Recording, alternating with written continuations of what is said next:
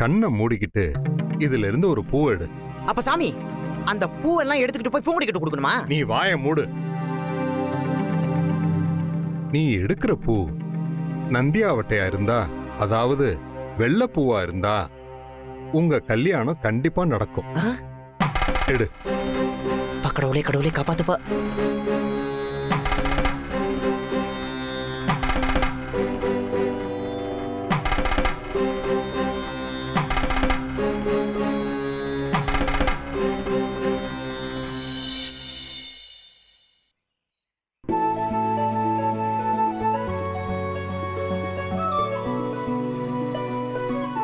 மச்சாவும் கல்யாணம் நடந்துருண்டா, நடந்துருவா. ஏ top டக்கரே shop. Sorry சாமி. அப்புறம் என்ன, அம்மாவே சொல்லிட்டா. எப்ப நடக்கும்லாம் சொல்லவே முடியாது. நம்பிக்கையோட இரு. சரிங்க சாமி. உன் கல்யாணம் கண்டிப்பா நடக்கும். ரொம்ப சந்தோஷம் சாமி.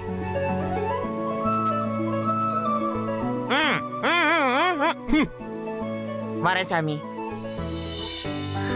மாப்ள சூப்பர். ஓகே நின்னுக்கிறேன். மாப்ள ரெட் சிக்னல் விழுந்தாலே புயல் வேகத்துல போவ. இப்போ கிரீன் சிக்னல் வர விழுந்திருக்கு. சொல்லவா வேணும்? ஜமாயிடா போலாமா? இன்னைக்கு குவார்டர் கோபிக்கு ஹாஃப் கன்ஃபார்ம்.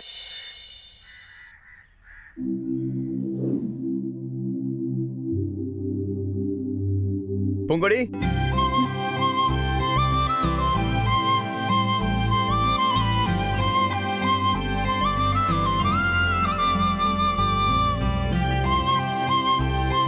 என்ன சார்? எங்க அப்பா எப்பவும் போல இல்லாம என்கிட்ட ரொம்ப சீரியஸா என் கல்யாண விஷயத்தை பத்தி பேசினாரு. நான் தீபிகாவை கல்யாணம் பண்ணிக்கலன்னா எங்க ஃபேமிலியில ஏகப்பட்ட பிரச்சனை வரும்னு சொன்னாரு. அதெல்லாம் வரும்னு எனக்கும் தெரியும் சார். அதனாலதான் நான் ஆரம்பத்துல இருந்தே சொல்றேன், தீபிகாவை கல்யாணம் பண்ணிக்கோங்கன்னு. நீங்க தான் கேட்க மாட்டேங்கிறீங்க. அது மட்டும் இல்ல, இன்னொரு விஷயமும் நடந்துச்சு. அப்பா எனக்கு 2 நாள் டைம் கொடுத்துருக்காரு. அதுக்குள்ள நீ சம்மதிக்கிறியா இல்லையான்னு பார்க்கலான்னு சொன்னாரு. சப்போஸ் நீ சம்மதிச்சிட்டனா நம்ம கல்யாணத்தை பத்தி தீபிகா ஃபேமிலி கிட்ட பேசுறேன்னு சொல்லியிருக்காரு. 2 நாள் இல்ல, 2 ஜென்மம் எடுத்தாலும் நான் இதுக்கு சம்மதிக்க போறதில்ல சார். அப்படின்னு நீ சொல்ற, ஆனா என் மனசாட்சி என்னமோ நாம தான் சேருவன்னு சொல்லுது. ஏன் தான் இப்படி சாமி உங்களை சோதிக்குதோ? அது நடக்காத காரியம் சார். நான் சொல்றேன், நீங்க தீபிகாவை கல்யாணம் பண்ணிக்க ஏற்பாடு பண்ணுங்க. பூங்குடி, இது நீ ஏதோ சங்கடத்துல சொல்ற மாதிரி இருக்கு. சங்கடம் எல்லாம் ஒண்ணும் இல்ல சார், நான் சந்தோஷமா தான் சொல்றேன். இங்க பாரு, தீபிகாவை கல்யாணம் பண்றது எனக்கு மட்டும் இல்ல, உனக்கும் சந்தோஷம் இல்லைன்னு எனக்கு நல்லாவே தெரியும். இல்ல சார், எனக்கு சந்தோஷம்தான். ஏன் மனசுல சந்தோஷம் இல்லைன்னு நீங்க எப்படி கண்டுபிடிக்க முடியும்? நான் உன் மனசுக்குள்ள தானே இருக்கேன், எனக்கு தெரியாதா? அப்படியெல்லாம் இல்ல சார். நீங்க தீபிகாவை கல்யாணம் பண்ணிக்கிறதுல எனக்கு முழு சம்மதம், முழு சந்தோஷம். இல்ல பூங்குடி, நீ போய் சொல்ற. நான் எதுக்கு சார் போய் சொல்லணும்? இப்ப நீ சொன்னது போய் நான் ப்ரூவ் பண்ணட்டுமா?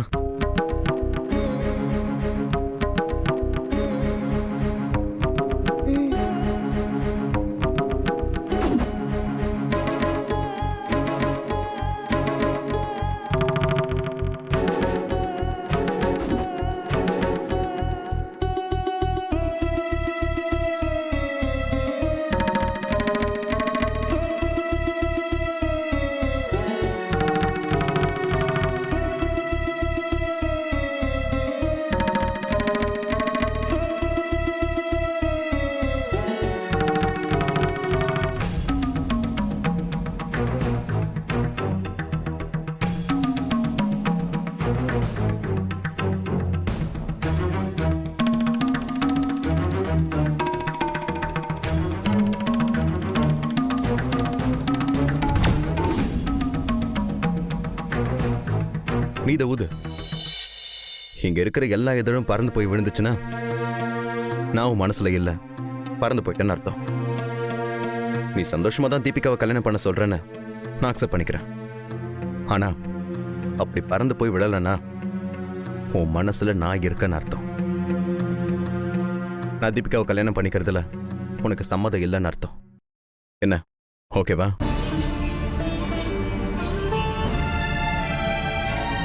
சார் ஏன் சார் எதுக்கு எடுத்தாலும் இப்படி ஒரு போட்டி? பெரிய கபடி பிளேயர், போட்டிக்கு பயந்தா எப்படி? நீ இதை பண்ணி நிரூபிச்சு காட்டு. நான் உன்னை டிஸ்டர்ப் பண்ணாம ஒதுங்கிறேன்.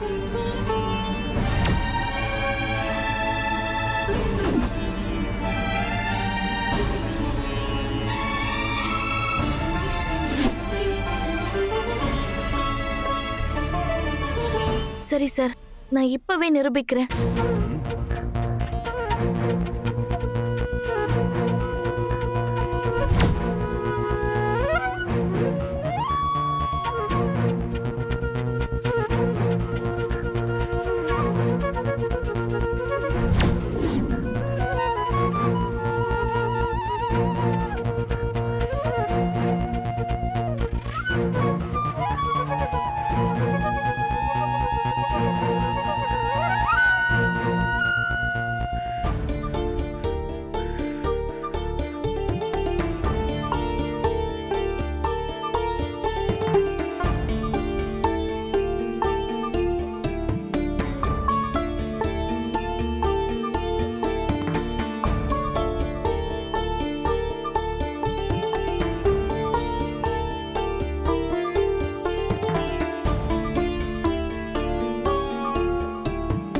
பாத்தியா பாத்தியா, பறந்து போனது கூட திரும்ப வந்து விழுந்துருச்சு.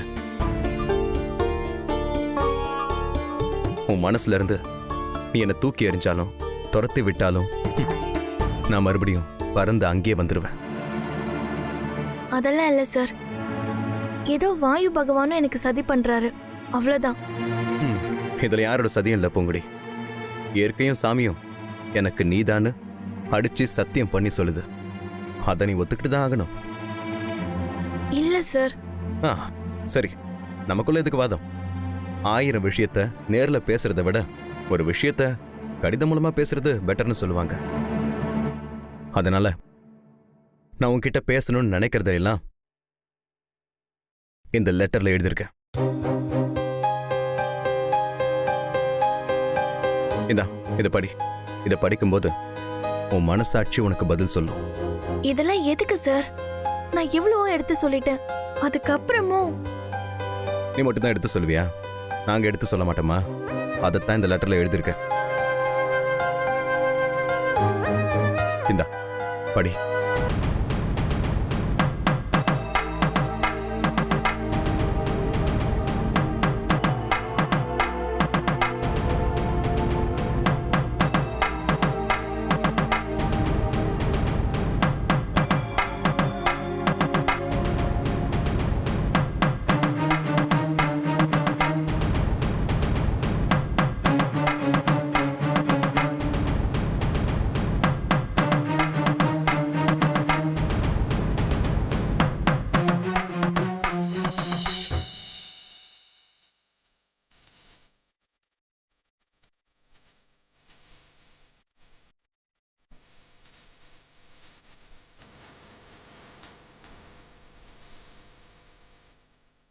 நான் உன்கிட்ட பேசணும்னு நினைக்கிறதெல்லாம் இந்த லெட்டர்ல எழுதியிருக்கேன்.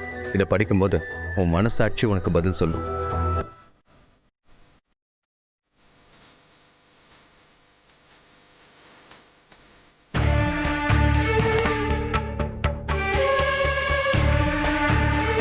ஏய், அந்த லெட்டர் குடுறி. ஜீவா சார் என்கிட்ட கொடுத்தது, அதையே நீ கேக்குற? ஜீவா எனக்கு நிச்சயம் பண்ணவன், அதெல்லாம் உனக்கு தெரியாதா? இல்ல எனக்கும் அவனுக்கு தான் கல்யாணம் நடக்க போதுங்கிறது கூட உனக்கு தெரியாதா? நான் கல்யாணம் படிக்க போறவன் கிட்ட நீ லெட்டர் வாங்குவியா? நானும் அவரை எழுதி கொடுங்கன்னு சொன்னேன், அவரே தான் கொடுத்தாரு. அவன் கொடுத்தா நீ வாங்குவியா? இதோ பெருசா சொன்ன தீபிகாவே கல்யாணம் பண்ணிக்கோங்கன்னு. அது உண்மைதான், அதுக்கும் இந்த லெட்டருக்கும் எந்த சம்பந்தமும் இல்ல. சம்பந்தம் இருக்கு. இப்ப இந்த லெட்டர் தர போறியா இல்லையா? மாட்டேன். இதை எனக்காக அவர் எழுதின லெட்டர், இதை எப்படி தீபி நான் உன்கிட்ட தர முடியும்? நானும் மரியாதையா கேட்டுட்டு இருக்கேன், நீ ரெண்டு பேரும் இவ மாதிரி பேசிட்டு இருக்க. குடு. ஏய் தீபி, ஏய் குடு. கேளு தீபி. விட மாட்டேன், நான் இன்னைக்கு இதை வாங்காம விட மாட்டேன். விடுங்கறல்ல, நான் தர மாட்டேன். ஏய் விடு. விடு. ஜீவா சார், ஏய் ஜீவா சார் சும்மா இருடி. இப்ப எதுக்குடி கத்துற? அவரே வந்து சொல்லட்டும். ஜீவா சார், ஏய் குடு. ஜீவா சார், குடுடா. ஜீவா சார், ஏய் சொன்னா கேளு. விடு. Jeeva sir, Jeeva sir. தீபி என்ன பண்ணிட்டு இருக்க? நீ என்ன நிச்சயம் பண்ண ஓகே சொல்லிட்டு இங்க வந்து இவளுக்கு லெட்டர் கொடுக்கறியா? அதான் லெட்டர் கொடுன்னு கேட்டேன். அதுக்கு என்னமோ உயிர் போற மாதிரி கத்துறா. ஏய் அவளுக்கு எனக்கு 1000 இருக்கும். கீழே கிடக்கிற லெட்டர் கூட எடுத்து படிக்க கூடாது. அதான் மேனஸ். நீ என்னடானா நான் பூங்கொடிக்கு எழுதின லெட்டர் வாங்கி படிக்கிறதுக்கு சண்டை போட்டுக்கிட்டு இருக்க? உனக்கெல்லாம் வெக்கமா இல்ல? நான் தான் உன்னை கல்யாணம் பண்ணிக்க போறவன். ஆனா நீ இவளுக்கு லெட்டர் எழுதிருக்கியே, இது மேனர்ஸா? சரி ஓகே, அதை விடு. எனக்கு புருஷனா வரப்போறவர்கிட்ட கை நீட்டி இவ லெட்டர் வாங்கியிருக்காளே, இதுக்கு நான் வெக்க பண்ணுமா? சொல்லு, நான் வெக்க பண்ணுமா? இது பாரு, என்னதான் புருஷன் பொண்டாட்டியா இருந்தாலும் அவங்களுக்கு பிரைவசி இருக்கு. அதை மதிச்சு இருந்தாதான் உறவு கெடாம இருக்கும். நான் சொல்றது கல்யாணத்துக்கு அப்புறம். முதல்ல அது நடக்கட்டும். கல்யாணம் பண்றவளை விட்டுட்டு கொண்டவளுக்கும் லெட்டர் தரதான் பிரைவசியா? இது லவ் லெட்டர் தான். நீ எப்படி முடிவுக்கு வந்த? சரி, அது லவ் லெட்டர் இல்ல, வெறும் நர்சரி ரைம்ஸ் தான் எழுதிருக்கேன்னா நீயே வாங்கி கொடு, நான் படிச்சுட்டு கொடுத்துடுறேன். இது பாரு, எங்க அப்பா சொன்னாரேன்றதுக்காக தான் நிச்சயதார்த்த வைக்க நான் சரின்னு சொன்னேன். நீ இந்த மாதிரிலாம் பண்ணிட்டு இருந்தானா இப்படி ஒரு நிச்சயதார்த்தம் நடக்கவே கூடாதுன்னு எங்க அப்பா கிட்ட சொல்லிடுவேன்.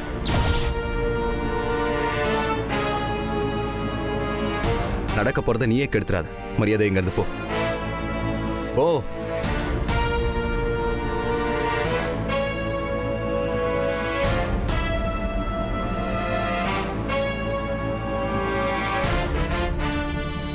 ரொம்ப தேங்க்ஸ் பொங்குடி. எதுக்கு சார்? நான் எழுதின லெட்டரை அவகிட்ட கொடுக்காததுக்கு. அதுக்கு ஏன் சார் நன்றி எல்லாம் சொல்றீங்க? உன் மனசுல என் மேல ஆசை இருக்குன்னு காட்டியிருக்கல, அதுக்காக தான் நன்றி. அப்படியெல்லாம் இல்லைன்னு நான் திரும்ப திரும்ப சொல்றேனே சார். அப்படின்னா அந்த லெட்டர் கொடுத்துருக்க வேண்டியதானே? சார், சத்தியமா நீங்க பேசுறதுக்கு எனக்கு அர்த்தமே புரியல. ரொம்ப சிம்பிள் பொங்குடி. என்னையே தீபிகாவுக்காக விட்டு கொடுத்தவனி. ஆனா நான் எழுதின லெட்டரை அவகிட்ட கொடுக்க உனக்கு மனசு இல்ல. ஏன்? சரி, உன் வழிக்கே வர. என் லெட்டரையே கொடுக்க முடியாத நீ என்னையே அவளுக்கு கொடுக்க போறேன்னு சொல்றது அது பொய் தானே? எனக்கும் கேட்கறதுக்கு நம்ப முடியாம தான் இருக்கு. நீங்க தப்பா புரிஞ்சுக்கிட்டீங்க சார். ஏதோ எனக்கு சொல்லணும்னு நினைச்சு இந்த கடிதத்தை எழுதிருக்கீங்க. அதை நான் தானே படிக்கணும். அதான் அவ கைக்கு போனா இதுல என்ன எழுதிருக்குன்னு படிக்க முடியாம போயிடும். அதனால தானே அந்த லெட்டர் கொடுக்க முடியாதுன்னு அவ்வளோ போராடின. அப்போ இதை படிக்கிறதுல அவ்வளோ இன்ட்ரெஸ்டடா இருக்க? இன்ட்ரெஸ்ட் எல்லாம் ஒன்றும் இல்லை சார். நீங்க ஏதாவது ஏடா கூடமா எழுதியிருந்து நாளைக்கு அது உங்களுக்கு ஒரு இன்சல்ட்டா ஆயிடக்கூடாதுன்னு தான் கொடுக்கல. அப்படிலாம் இல்லை. இப்பவும் எப்பவும் நான் உன் மனசுல இருக்கேன்.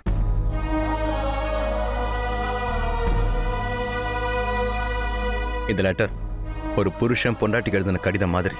அந்த அந்தரங்கத்தை வேற யாரும் தெரிஞ்சுக்க கூடாதுன்னு தான் நீ அதை கொடுக்கல.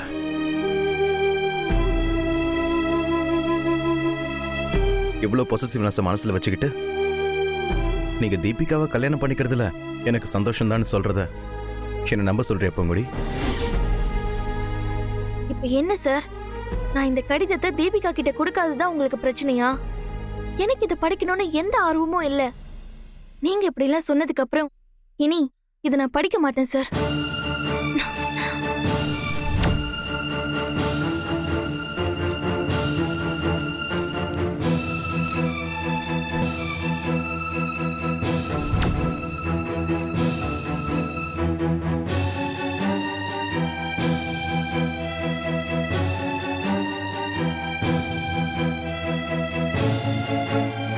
போதுமா சார்? போதுமா? இப்போ ஒத்துக்கிறீங்களா? நீங்க தீபிகாவை கல்யாணம் பண்ணிக்கிறதுல எனக்கு சந்தோஷம் தானே?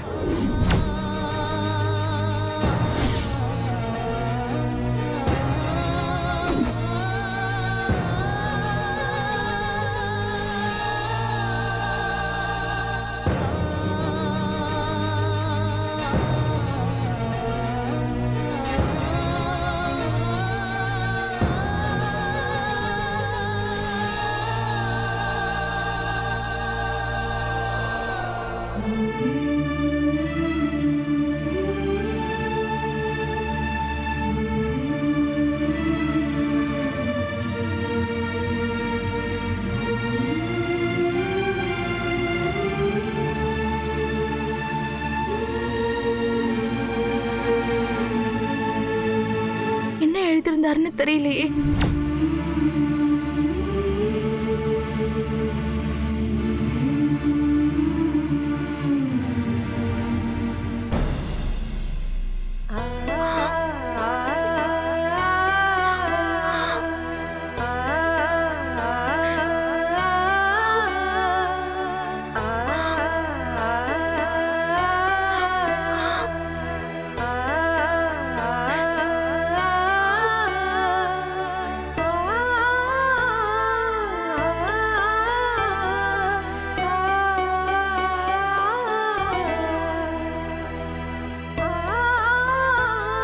கிழிச்சு போட்டு இப்பயும் அழற பூங்குடி.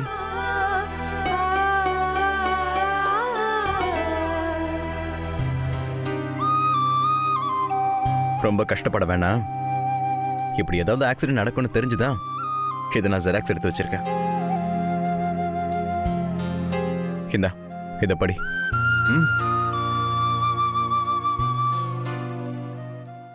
வாங்கிக்கோ.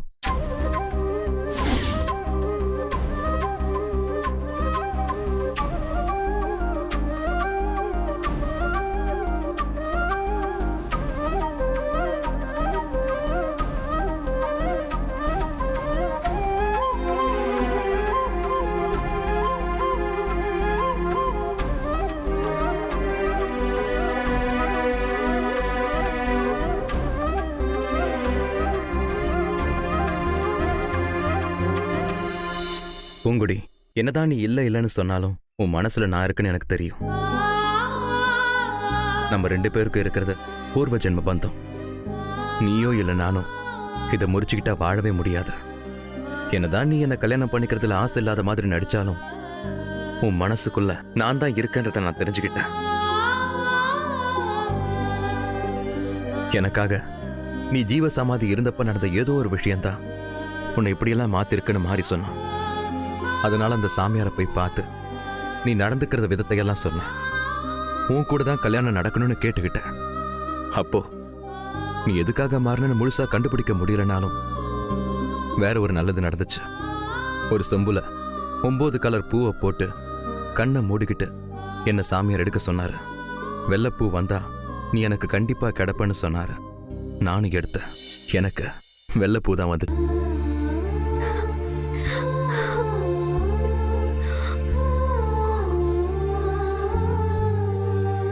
நீ எனக்கு தான் பூங்குடி.